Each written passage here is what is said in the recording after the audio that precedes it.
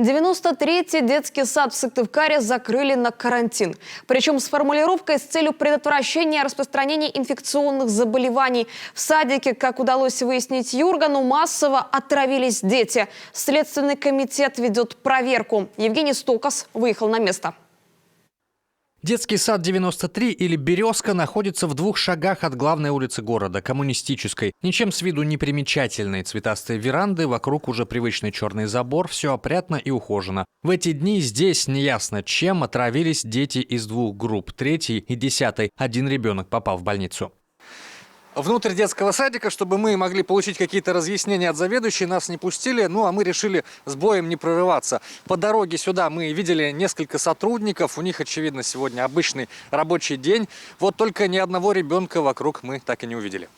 Оно и неудивительно, детский садик теперь уже официально для детей закрыт на карантин на основании постановления Роспотребнадзора. Приказ об этом за подписью заведующей сегодня появился на сайте «Березки». Ввести ограничительные мероприятия до особого распоряжения. В период действия карантина прием детей не допускается. Провести бактериологическое и вирусологическое обследование групп номер 3 и номер 10 и пищеблока детского учреждения. Распространение какого именно заболевания нельзя допустить, не поясняется. В Роспотребнадзоре от комментариев отказались, сухо сообщив, что идет эпидрасследование. Родители детей предположили, что в садике якобы ротавирус или кишечная палочка. Она могла появиться из некачественных продуктов, например, с самого обычного молока. Известны случаи, когда заражение происходило еще на этапе производства.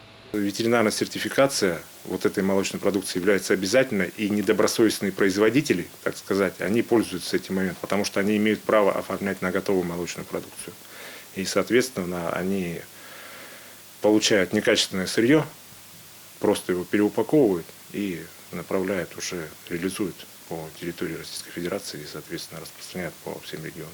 Это при том, что контрафактной продукции с годами становится все больше, поэтому вины детского сада может и не быть. Реакция на инцидент уже последовала. Родители, а пострадавших больше десятка, обратились в следственные органы. Началась проверка.